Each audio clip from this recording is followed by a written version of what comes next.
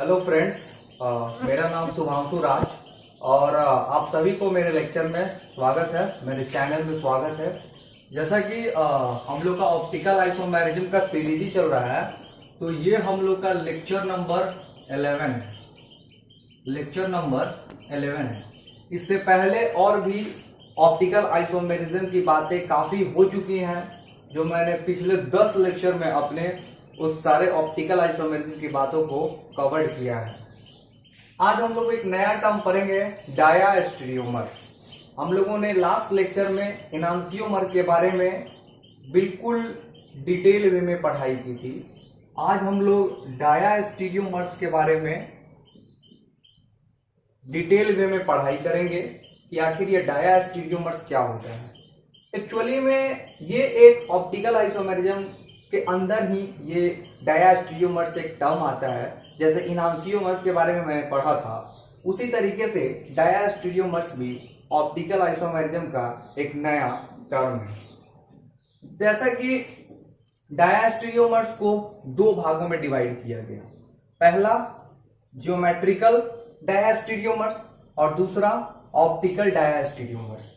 Geometrical डायास्टीरियोमर्स की कहानी हम लोग यहाँ पे नहीं देखेंगे, हम लोग सिर्फ और सिर्फ ऑप्टिकल डायास्टीरियोमर्स के बारे में पढ़ाई करेंगे।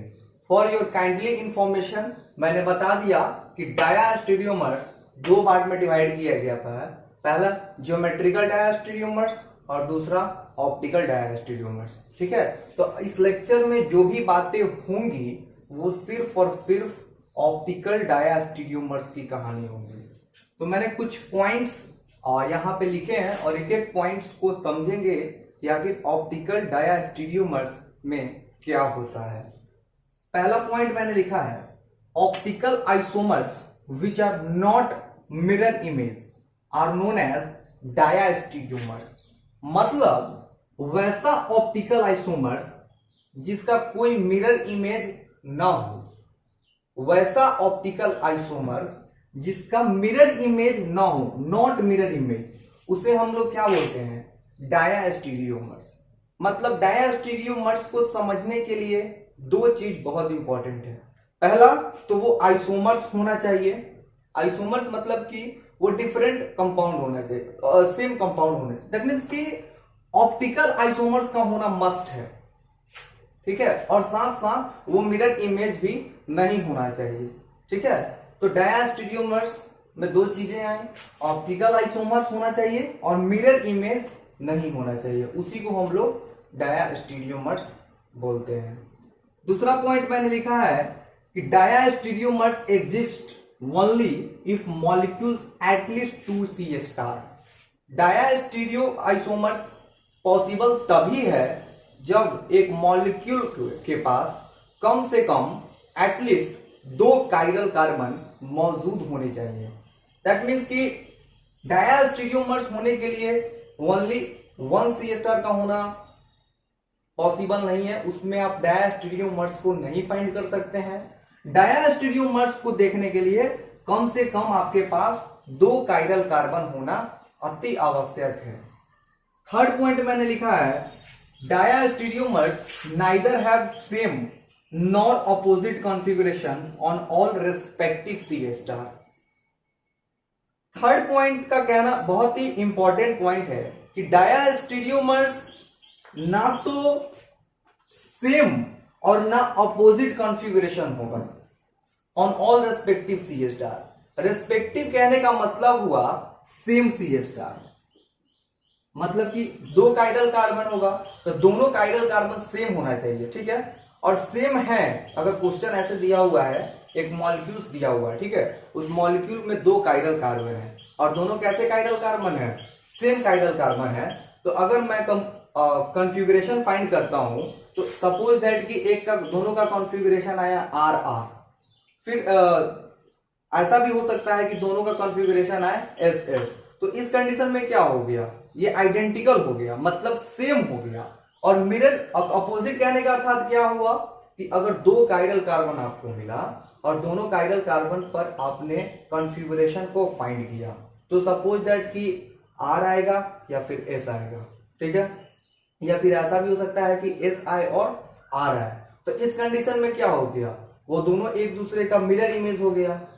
और आइडेंटिकल वाला मैंने बताया कि आर आर हो सकता है, या फिर आप खुद से सोच सकते हैं कि अगर दो काइरल कार्बन है तो क्या क्या पॉसिबिलिटी है कॉन्फ़िगरेशन की, आर आर हो जाए, एस एस हो जाए, आर एस हो जाए, या फिर एस आर हो जाए। ये सिर्फ 4 ही पॉसिबिलिटीज है। ठीक है, तो बोल रहा है कि neither same nor opposite configuration, diastereomers के लिए ये नहीं होना चाहिए। तो भाई फिर होना क्या चाहिए?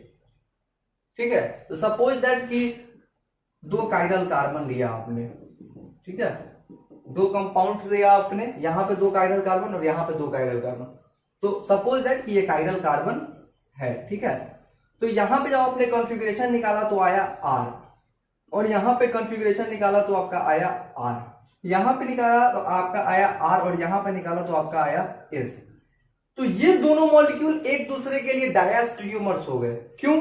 क्योंकि ना ये दोनों मॉलिक्यूल्स सेम, ना ये दोनों मॉलिक्यूल्स ना ही आइडेंटिकल है और ना ही एक दूसरे के मिरर इमेज है। ठीक है, तो वही बात लिखा गया है कि डायस्टीरियोमर्स ना ही सेम और ना ही अपोजिट कॉन्फ़िगरेशन के लिए है। ठीक है, तो भाई किसके लिए है? तो इसके लिए। इस तरह के स्ट्रक्चर अगर दिया हुआ रहेगा, सपोज दैट कि अगर आर आर कॉन्फ़िगरेशन आ गया और आर एस कॉन्फ़िगरेशन आ गया, तो आप खुद से देख सकते हैं ना ये एक दूसरे का आइडेंटिकल बन रहा है और ना ही ये एक दूसरे का मिरर इमेज बन रहा है। ठीक है, तो जहां ना आइडेंटिकल बन रहा है ना मिरर इमेज बन रहा है, तो उस कंडीशन में क्या बोल देंगे हम लोग कि वो डायस्टीरियोमर्स है। क्या है? डायस्टीरियोमर्स है। तो ये 3 पॉइंट उम्मीद करता हूं कि आपको बिल्कुल अच्छे तरीके से समझ में आ गया होगा, बिल्कुल क्रिस्टल की तरह आपके माइंड में सेट हो गया होगा। अब बात करते हैं पॉइंट नंबर इसकी। Diastereomers have different physical and chemical properties. जैसे कि इनांसियोमर्स का अपना फिजिकल और केमिकल प्रॉपर्टीज होता है, उसी तरीके से डायस्टीरियोमर्स का भी अपना खुद का फिजिकल और केमिकल प्रॉपर्टीज होता है, जो कि दोनों अलग अलग होता है। ठीक है, फिफ्थ पॉइंट मैंने लिखा है, a given optical isomers may have 1 और मोर डायस्टीरियोमर्स। मतलब सॉरी, एक ऑप्टिकल आइसोमर्स अगर आपको दिया गया है तो वहां पे एक डायस्टीरियोमर्स भी हो सकता है और एक से ज्यादा डायस्टीरियोमर्स भी पॉसिबल है। ठीक है, इसलिए मैं इस बात को बोल रहा हूं ताकि इनांसियोमर में क्या हुआ करता था, वो non super imposable mirror image था, तो वहां तो कंफर्म था कि मिरर इमेज है तो 2 मिलेगा ऑल द टाइम। बट यहां पे वैसा नहीं है, यहां पर एक कंपाउंड में भी आपको डायस्टीरियोमर्स दिख जाएगा और आपको एक से ज्यादा कंपाउंड में भी डायस्टीरियोमर्स का रिलेशन मिलेगा। ठीक है, मैं जब एग्जांपल्स करवाऊंगा तो आपको बिल्कुल अच्छे तरीके से ये वाला पॉइंट समझ में आ जाएगा। अब बात करते हैं, क्योंकि इस पॉइंट को समझना थोड़ा सा मुश्किल है। मुश्किल इसलिए है क्योंकि सिर्फ आप थ्योरेटिकल टर्म में इस नहीं समझ सकते इस चीज को, उसके लिए आपको एग्जांपल चाहिए। जो मैं आपको एग्जांपल जब कराऊंगा तो सारा चीज तो क्लियर होगा ही, साथ साथ इस चीज को भी मैं बखूबी क्लियर करवाऊंगा। ठीक है, बात करते हैं पॉइंट नंबर 6 की। तो डायस्टीरियोमर्स में बी ऑप्टिकली एक्टिव और इनएक्टिव। ठीक है, एक बहुत ही इंपॉर्टेंट पॉइंट लिखा गया है कि डायस्टीरियोमर्स ऑप्टिकली एक्टिव भी हो सकते हैं और ऑप्टिकली इनएक्टिव भी हो सकते हैं। इसलिए ध्यान से सुनिएगा, क्योंकि देखिए इनांसियोमर्स में का डेफिनेशन क्या होता था, non super imposable mirror image. मतलब नॉन सुपर इम्पोजेबल की कहानी आ गई तो वहां पे हमेशा ऑप्टिकली एक्टिव मिलता था। ठीक है, इनांसियोमर में, लेकिन वहां पे ऐसा किस नहीं है, यहाँ पे डायस्टीरियोमर्स में यहाँ पे आपको ऑप्टिकली एक्टिव भी मिल सकता है और ऑप्टिकली इनएक्टिव भी मिल सकता है। ठीक है, तो इस चीज को हम लोग एग्जांपल में क्लियर करेंगे कि आखिर ये ऑप्टिकली एक्टिव कैसे होता है और ऑप्टिकली इनएक्टिव कैसे होता है। तो ये हुई डायस्टीरियोमर्स की बातें। अब हम लोग मेसोमर्स की बात करेंगे। एक नया टर्म है ऑप्टिकल आइसोमेरिज्म का, मेसोमर। मेसोमर क्या होता है उसके बारे में समझेंगे। Symmetric optical isomers are known as mesomers. यहां पे क्या लिखा हुआ है, बड़े गौर से देखिएगा, symmetric optical isomers. Optical isomers तो होना चाहिए, लेकिन कैसा ऑप्टिकल आइसोमर्स, सिमेट्रिक होना चाहिए। ठीक है, उसको हम लोग मेसोमर्स बोलते हैं। इस डेफिनेशन को समझने के लिए मैंने यहाँ पे एक एग्जांपल्स को लिया है। ठीक है, अब बड़े गौर से देख रही होइएगा कि यहाँ पे 2 कार्बन है और आप दोनों कार्बन को चेक कर सकते हैं कि ये कायरल है या नहीं है। तो ऑब्वियस ही बात है कि यहाँ पे हाइड्रोजन लगा है, यहाँ हाइड्रोक्सी ग्रुप है, यहाँ कार्बोक्सिलिक ग्रुप है और ये वाला हो गया चौथा ग्रुप। ठीक है, तो ये डिफरेंट हो गया, तो ये कायरल कार्बन है। सिमिलरली ये भी कायरल कार्बन है। कायरल कार्बन तो है यहाँ पे 2 ठो, लेकिन दोनों कायरल कार्बन कैसे हैं जरा उसको भी देख लेते हैं। तो देखिए ना, इस कार्बन के साथ कनेक्टिविटी को चेक करते हैं, hydrogen, hydroxy group, carboxylic group और ये सारा ग्रुप। इस कार्बन के साथ भी hydrogen, hydroxy group, carboxylic group और फिर ये सारा ग्रुप, मतलब दोनों के लिए सेम है कनेक्टिविटी। एटम्स का कनेक्टिविटी इस कार्बन के लिए और इस कार्बन के लिए सेम है, चारों एटम्स की कनेक्टिविटी। ठीक है, तो यहाँ पे कायरल कार्बन मेरा 2 है और दोनों सिमिलर कायरल कार्बन है। सिमिलर कायरल कार्बन है। तो जब सिमिलर कायरल कार्बन हो गया तो हम लोग थोड़ा सा पीछे की बातों को रिकॉल करते हैं। यहाँ पे हम लोग एक मिरर को लगाते हैं जिसको हम लोग POS बोलते हैं, प्लेन ऑफ सिमेट्री। तो जब मैंने यहाँ पे बिल्कुल इसके बीचों बीच एक मिरर को लगाया तो आप भली बात देख सकते हैं कि हाइड्रोजन का इमेज हाइड्रोजन ही बनेगा, हाइड्रोक्सी ग्रुप का इमेज हाइड्रोक्सी ग्रुप ही बनेगा और कार्बोक्सिलिक ग्रुप का इमेज कार्बोक्सिलिक ग्रुप ही बनेगा। मतलब कि अगर आप इस कंपाउंड का मिरर इमेज भी लीजिएगा तो बिल्कुल सेम कंपाउंड फॉर्म होगा। और जब सेम कंपाउंड फॉर्म हो गया मतलब कि यहाँ पे POS वैलिड हो गया, मतलब प्लेन ऑफ सिमेट्री वैलिड हो गया। ठीक है, और इसे बहुत ही इंपॉर्टेंट बात और पता लग रहा है जो मैंने वहां पर लिखा है, क्या कि mesomer exist if the compounds have similar C star. Mesomer सिर्फ और सिर्फ तभी एग्जिस्ट करेगा जब कंपाउंड्स के पास कैसा होना चाहिए chiral carbon, similar chiral carbon होना चाहिए। सिमिलर, अगर सिमिलर कायरल कार्बन नहीं होगा तो क्या POS कभी वैलिड होगा? नहीं होगा।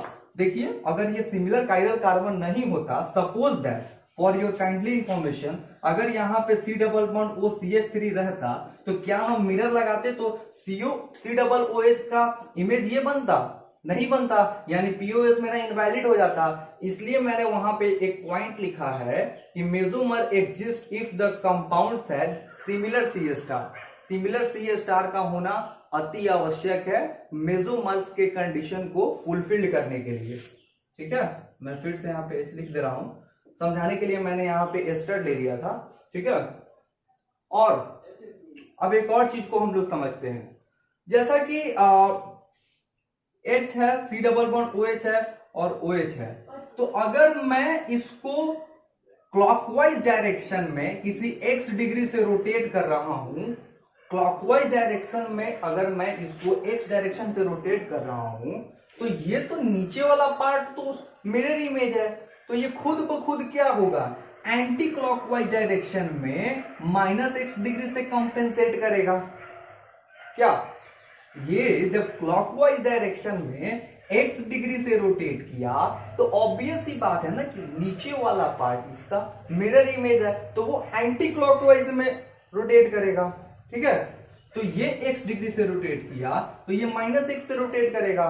ठीक है, अगर ये डेक्स्ट्रो है तो ये क्या है, नीचे वाला लैबो है, लैबो रोटेटरी है, तो दोनों मिलकर के कॉम्पेंसेट करके नेट रोटेशन की वैल्यू क्या देंगे, 0। क्यों? क्योंकि ये भी +x डिग्री से रोटेट किए और ये एंटी क्लॉकवाइज में -x डिग्री से, तो ये क्या हो जाएगा, 0। दैट मीन्स कि कुछ काम ही नहीं हुआ, 0 पे आ गए हम लोग। मतलब कि मेसोमर कैसा हो गया, ऑप्टिकली इनएक्टिव, वो एक्टिव नहीं रहा, वो ऑप्टिकली इनएक्टिव हो गया। तो उसी बात को लिखा गया है वहां पर कि मेसोमर्स इज ऑप्टिकली इनएक्टिव, कि जो मेसोमर्स होते हैं वो ऑप्टिकली इनएक्टिव होते हैं। And here the optically inactivity is due to internal compensation. अगर आपसे कोई पूछे कि मेसोमर ऑप्टिकली इनएक्टिव क्यों होता है, तो आप बिल्कुल उसको बता सकते हैं कि अगर मैं x डिग्री को ऊपर वाले कायरल कार्बन को रोटेट करूंगा तो जो उसका मिरर इमेज होगा वो स्वाभाविक है कि -x डिग्री से एंटी क्लॉकवाइज डायरेक्शन में रोटेट करेगा और उसका नेट रोटेशन हो जाएगा 0। और जब नेट रोटेशन 0 हो गया तो वो क्या हो गया, ऑप्टिकली इनएक्टिव। इसलिए मैंने वहां पे एक टर्म यूज किया हूं, इंटरनल कॉम्पेंसेशन। मतलब ये कॉम्पेंसेट हो करके नेट रोटेशन 0 हो गया है। ठीक है, उम्मीद करता हूं कि आपको इस लेक्चर में डायास्टीरियोमर्स और मेसोमर्स बिल्कुल अच्छे तरीके से समझ गए होइएगा।